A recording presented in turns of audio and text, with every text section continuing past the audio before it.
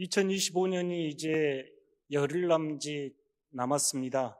여러분 2025년 시작하면서 어떤 계획들 세우셨는가요? 한 해를 이렇게 되돌아보면 이루고 싶었던 일들, 계획했던 일들 어떻게 이루어지셨는가요?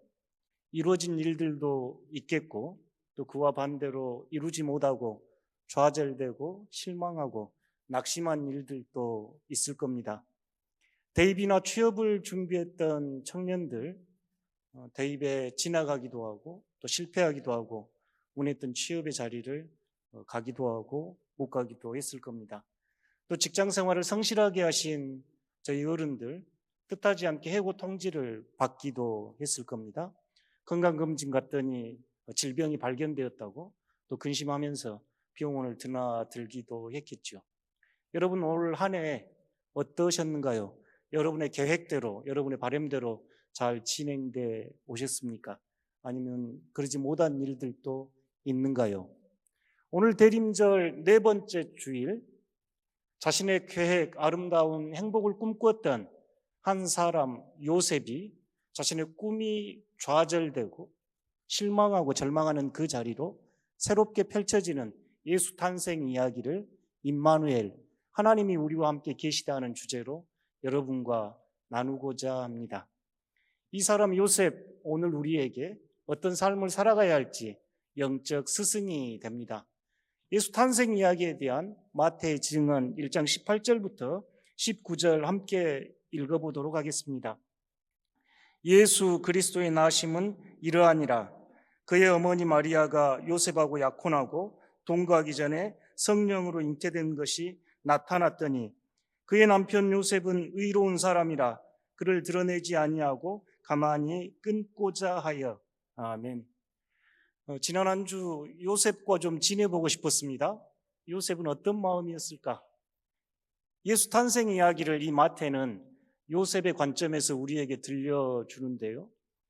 성서학자들은 이 요셉이 살았던 동네, 마리아와 함께 살았던 동네가 많아야 150가구 정도 되는 작은 마을이라고 이야기를 합니다. 그곳에서 함께 지냈던 이들이 약혼을 했습니다. 이제 유대인들에게 약혼은 결혼식에 준하는 법적 책임을 갖게 됩니다. 결혼 약 1년 전에 약혼을 하고 그 기간이 지나서 1년 후에 결혼을 하는 게 그들의 관례였는데 그 기간 얼마나 행복했겠는가요? 사랑하는 이와 언약을 했습니다. 새롭게 펼쳐질 아름다울 꿈들 꿨겠지요. 요셉은 목수라 했으니 아름다운 집을 짓고 있는지도 모르겠습니다. 성경이 의로운 사람 그랬으니 하나님 앞에 올곧고자 했을 것이고 동네 사람들 앞에서도 의로운 사람 칭찬을 받았을 겁니다. 그럴듯한 인생이었겠지요. 아름다운 행복을 꿈꿀 수 있는 그런 사람, 그런 때였습니다. 여러분도 그런 시절 있으셨죠? 사랑하고 또 사랑의 언약을 맺고 결혼을 준비할 때 얼마나 행복한가요? 그런데 이게 웬 청천벽력인가요? 피앙세 마리아가 임신을 한 겁니다. 요셉은 손도 잡지 않았는데. 여러분 그 상황 짐작되신가요?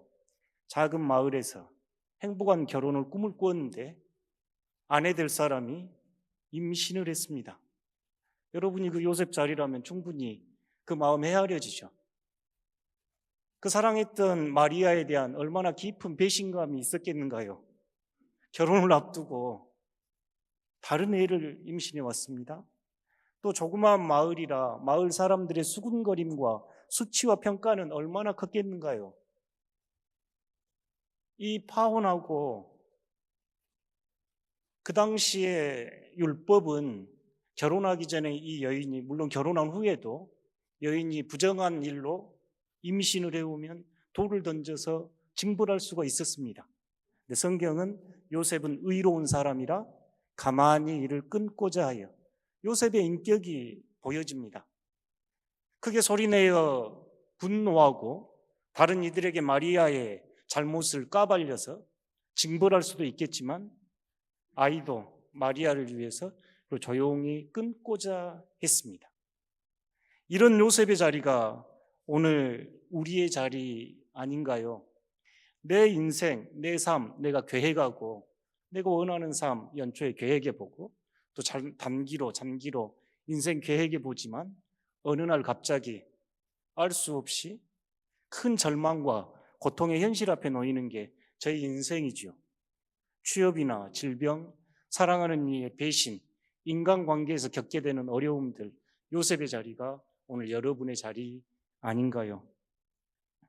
이때 요셉을 통한 하나님의 사랑과 지혜가 드러납니다. 오늘 우리에게 교훈이 되는데요. 이 요셉 이야기가 이제 20절, 24절, 25절입니다. 함께 읽어보겠습니다. 이 일을 생각할 때 주의 사자가 연몽하여 이르되 다윗의 자손 요셉아 내 아내 마리아 데려오기를 무서워하지 말라. 그에게 잉태된 자는 성령으로 된 것이라. 요셉이 잠에서 깨어 일어나 주의 사자가 분부한 대로 행하여 그의 아내를 데려왔으나 아들을 낳기까지 동침하지 아니하더니 나음의 이름을 예수라 하니라. 아멘. 요셉은 밤새도록 고민하고 끙끙 그렸겠지요. 웬들 기도 안 했겠습니까? 하나님 침묵하셨습니다. 20절에 이 일을 생각할 때 우리 성경에는 이렇게 쓰여 있는데 원어로 보면 깊은 고민과 번뇌와 그런 표현입니다. 그러니까 이 일을 얼마나 깊이 생각했겠는가요? 어떻게 해야 자신의 명예가 수치심을 겪지 않고 또 마리아는 또 자신의 삶을 어떻게 살아갈까? 끙끙 그렸겠죠. 요셉은 자신의 모든 경험과 합리적인 방법을 통해서 이거 해결해보고 싶었을 겁니다. 그런데 꿈에 하나님의 천사가 나타나서 길을 알려주는데요. 이 꿈은 요셉의 모든 노력이 멈추는 그 자리, 요셉이 이제 더 이상 자신의 힘과 노력으로 더 이상 어찌할 수 없는 그 자리, 바로 하나님께서 일하시는 자리, 초월적인 하나님의 능력이 천사를 통해 요셉에게 드러난 자리입니다. 요셉의 노력이 멈춘 그 자리에서 하나님은 일하기 시작하셨습니다. 요셉이 더 이상 자신이 어찌할 수 없다고 두 손 드는 그 자리에서 하나님이 일하기 시작하셨습니다. 꿈에 나타난 천사의 명령은 사실 요셉의 상식을 뛰어넘었죠. 그런데 이 뜻은 단순히 마리아를 아내로 맞이해라 이런 뜻이 아니었습니다. 요셉아, 너가 세운 평범한 행복, 평범한 가정에 대한 꿈을 포기하고 내가 너에게 주는 이해할 수 없는 고난의 길을 받아들여야 한단다, 이런 뜻이었습니다. 성경 안에서 요셉의 행적은 잘 드러나지가 않고 말이 없어서 침묵의 성자 이렇게 이야기를 합니다. 그리고 이 일 후에 요셉은 마리아와 아기 예수를 데리고 저 멀리 이집트로 난민으로 피난 가서 난민자 삶을 살아야 합니다. 요셉이 순종했다 해서 그 길이 꽃길이 아니었습니다. 고난의 길이었습니다. 요셉의 여정에서 가장 극적인 모습은 이 이야기를 들은 요셉이 순종하는 모습입니다. 자신이 모든 것을, 자신의 경험을, 자신의 지혜를 총동원해서 조용히 해결해 보려고 했던 자신의 방식을 포기하고 하나님의 뜻에 순종하면서 꿈에서 깨어 일어나 마리아를 데려와서 맞이합니다. 요셉의 순종이지요. 진정한 삶에서 돌파구는 우리가 우리 계획을 멈추고 우리 생각을 멈출 때 그 자리에서 하나님이 일하기 시작합니다. 요셉은 꿈에서 그 음성을 듣고 토를 달지 않습니다. 사람들이 요구하면 어떻게 할까? 내 인생은 어떻게 되나? 따지지 않았습니다. 그는 자신의 계획, 파혼을 시킬 것을 폐기하고 하나님의 계획에 순종했습니다. 만약 요셉이 이 하나님의 말씀에 순종하지 않았다면 그는 평범한 나사렛 목수로 살았을지도 모르겠습니다. 그렇지만 요셉은 자신의 계획을 내려놓고 하나님의 말씀에 순종함으로써 구원사 역사에 새로운 징검다리가 되어 주었습니다. 요셉을 가만히 생각해 보면서 떠오른 이미지는 뗏목이었습니다. 마치 요셉은 성경에서 이 뗏목이 되어서 마리아와 아기 예수를 저편으로 인도하는 모습, 그 길에 뗏목이 되어준 사람으로 보여졌기 때문입니다. 오늘 복음에서 요셉의 모습을 이렇게 보면 우리들에게 큰 영적 교훈을 줍니다. 우리는 종종 하나님 앞에서 우리가 예상하지 못한, 기대하지 못한 좌절과 실패, 상실을 경험할 때 하나님 앞에 나의 계획을 간절히 기도합니다. 그리고 하나님의 뜻대로 해달라고 기도하면서도 하나님, 내 계획과 내 바람은 이것이니 하나님 승인해 주시고 하나님 응답해 주십시오, 이렇게 기도하죠. 그때 하나님은 침묵함을 경험합니다. 그럴 때 하나님은 우리에게서 멀고 하나님은 나를 버리셨나 하면서 기도의 자리는 메말라가고 우리는 신앙에서 점점 메말라가지요. 내 뜻대로 되지 않으면 실망하고 낙담합니다. 그러나 요셉은 자신의 뜻을 내려놓고 하나님의 음성에 순종함으로써 구원사의 새 길을 펼치게 됩니다. 요셉의 순종을 통해서 위대한 역사가 일어났습니다. 요셉은 순종함으로써 자신이 비극의 주인공이 아니라 거룩한 구원 역사의 동역자로 동참합니다. 요셉이 이럴 수 있었던 것은 성경을 이렇게 묵상해서 보면요, 요셉은 성경에서 거듭 말씀드립니다만 요셉의 말이 등장하지 않습니다. 그래서 침묵의 성자 이러는데 요셉은 그렇게 보여지는 겁니다. 세상 사람들의 판단과 평가, 비난의 목소리에 마음을 쏟지 않고 하나님께 마음을 드렸습니다. 침묵할 수 있었기에 하나님 앞에서 하나님의 음성을 들었다고 보여집니다. 사랑하는 성도 여러분, 인생이 풀리지 않아 밤잠 설치고 계신가요? 해결책을 찾기 위해서 온갖 노력을 하고 번뇌하고 고민하고 계신가요? 그렇다면 여러분의 생각의 스위치를 끄십시오. 나의 계획과 판단이 멈춘 그 자리, 바로 하나님께서 일하기 시작하는 자리입니다. 내 계획이 멈추는 그 자리에 하나님께서 일하기 시작합니다. 이를 맛보는 여러분 되시기를 진심으로 기원합니다. 요셉의 무너진 계획 위에 하나님은 두 가지 이름을 우리에게 주시는데요, 여전히 이런 문제를 씨름하고 계신 여러분에게 2025년 응답이 되기를 바랍니다. 21절에서 23절입니다. 함께 합독하도록 하겠습니다. 아들을 낳으리니 이름을 예수라 하라. 이는 그가 자기 백성을 그들의 죄에서 구원할 자이심이라 하니라.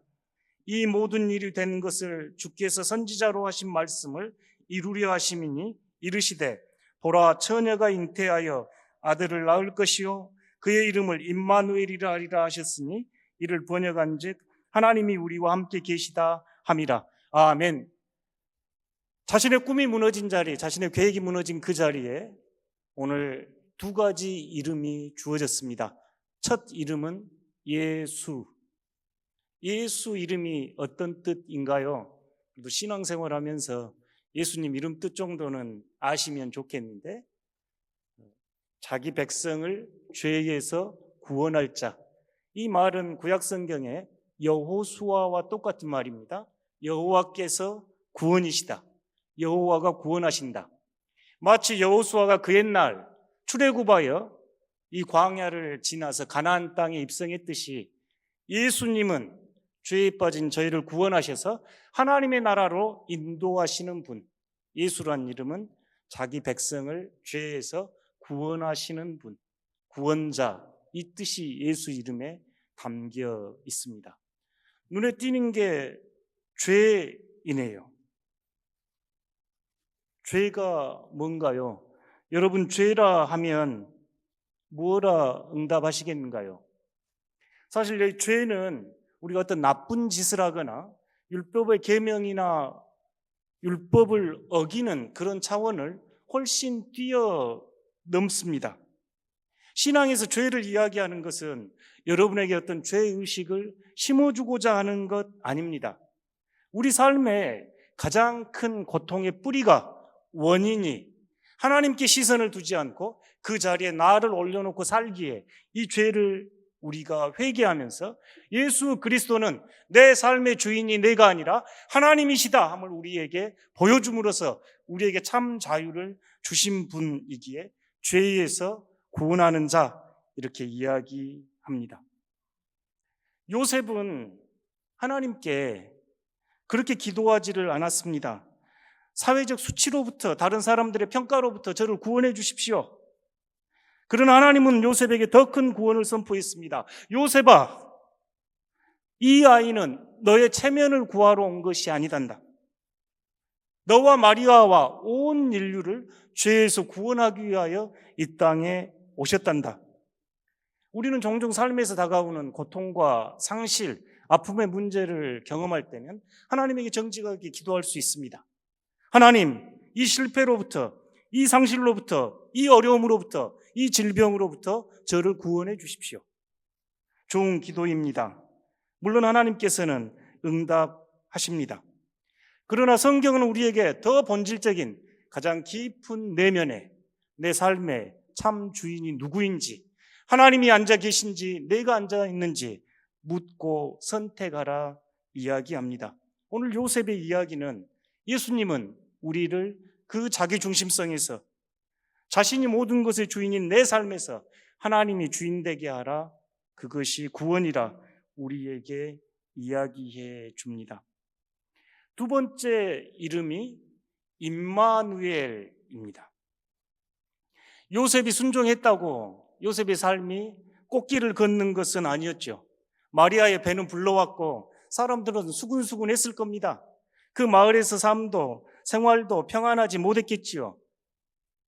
말씀드렸듯이 그는 애굽으로 난민으로 어린아이와 마리아를 데리고 피난길을 나서야 했습니다. 고단한 인생이었습니다. 그러나 요셉이 고단치 않고 그 길을 갈 수 있었던 것은 임마누엘, 하나님께서 우리와 함께 계시다.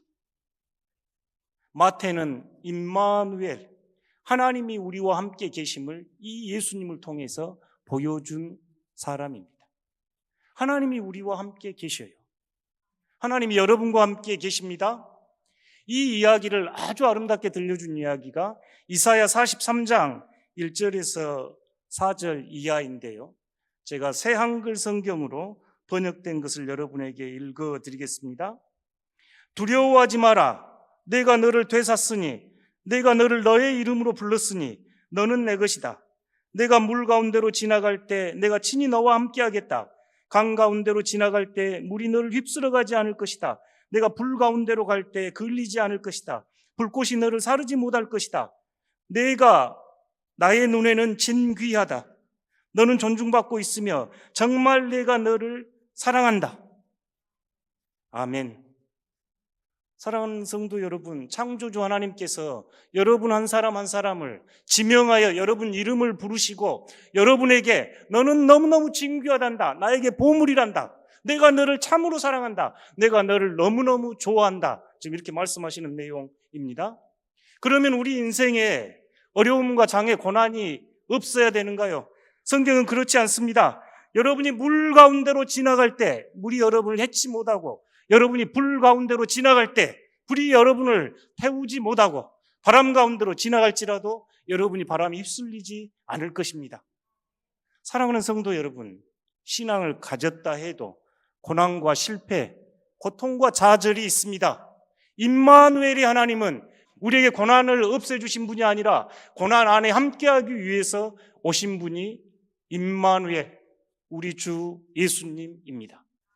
이 하나님이 계시기에 이 버거운 세상, 버거운 인생길 행복하게 웃으며 걸어갈 수 있는 것 아닌가요? 임마누엘을 떠올리면 오래된 예화이고 여러분 들어봤을 법한 예화입니다. 브라질 민담에서 가져왔다고 하는데요. 한 노년에 이른 분이 자신의 인생을 쭉 이렇게 회상해 봤습니다. 마치 모래가의 이 발자국처럼 자신의 인생길, 예수님 만난 이후로 4개의 발자국이 이렇게 찍혀 있었습니다. 2개는 자기 것, 2개는 예수님 것. 나와 함께 하시겠다고 하신 예수님이 나의 평생에 이렇게 함께 해주셨구나. 그런데 어떤 자리들 보면 발자국이 2개만 찍혀 있습니다. 그때를 가만히 생각해 보니 가장 힘들고 가장 괴롭고 가장 외롭고 누군가가 내 손 잡아줬으면 싶은 그 시기였습니다. 그래서 이 사람이 예수님께 묻습니다. 주님, 임마누엘 나에게 오신 주님, 내 삶에 늘 동행해 주신다고 하셨는데 제 인생 가장 힘들 때, 가장 눈물 날 때 누군가 내 손 잡아주면 좋겠다 싶은 그때는 왜 안 계시나요? 왜 저만 홀로 버려두셨나요? 그때 너무너무 힘들었습니다. 그래서 주님께서 대답하셨습니다. 사랑하는 자여, 내가 너와 늘 함께 있었단다. 너 인생에 가장 힘들고 가장 외롭고 가장 눈물 난 그 시절, 내가 너를 업고 내가 너를 안고 그 길을 건넜단다. 오래된 이야기입니다만 이 이야기를 떠올릴 때면 임마누엘, 우리와 함께 계신 하나님, 내 성공의 시간, 내 계획대로 된 시간표뿐만 아니라 나의 슬픔과 나의 아픔과 나의 좌절과 나의 상처 속으로 들어오셔서 아무도 없다 여겨지는 그때 나를 안고 나를 업고 내가 너를 사랑한단다, 너는 나에게 진귀하단다 하면서 우리 인생 동행해 주신 분이 예수님입니다. 그래서 우리가 예수 오시는 성탄을 이렇게 찬양하며 기뻐합니다. 주님이 여러분 생활에, 여러분 삶에 임마누엘 되시기 때문입니다. 사랑하는 성도 여러분, 2025년 이제 열흘 남았네요. 여러분 삶 계획대로 됐습니까? 계획대로 되지 않아 실망하고 좌절하셨는가요? 공든탑 무너지듯 허망하십니까? 자녀들 문제 애쓰고 수고하면서 자녀들 양육해 보지만 자녀들 내 뜻대로 안 되지요. 경제적인 쓰라림을 맛보기도 하지요. 어느 날 믿었던 건강이 와르르 무너져 절망하기도 합니다. 내 인생 끝났다고 생각되는 바로 그 지점, 바로 그 절망의 자리에 오늘 요셉은 예수가 탄생하시고 임마누엘이 하나님이 계신 자리라고 우리에게 복음을 선포합니다. 사랑하는 성도 여러분, 기억하십시오. 나의 계획이 무너진 그 자리가 예수님이 탄생하실 마구간이요, 내 영혼의 구유가 됩니다. 화려한 여관, 여러분의 성공 위에 예수 그리스도께서 오신 것이 아니라 가장 초라하고 가장 부끄럽고 가장 냄새나는 마구간으로 주님이 오셨습니다. 나의 실패와 나의 상처와 나의 연약함 속으로 주님이 오셨습니다. 하나님은 여러분의 실패를 결코 낭비하지 않으십니다. 하나님은 여러분의 실패를 디딤돌 삼아 예수 그리스도를 탄생하게 하십니다. 이 성탄의 은총이 여러분에게 가득하시기를 진심으로 기원합니다.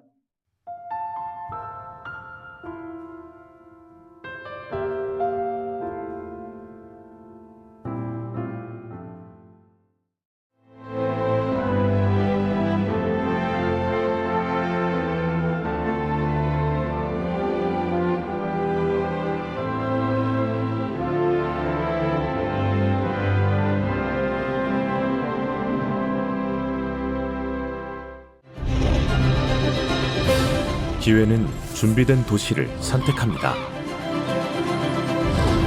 대지엔 바이오, 반도체, 도심엔 문화, 하늘엔 우주. 대한민국 미래 산업의 새로운 가능성을 열어가는 곳. 격이 다른 도시, 순천입니다.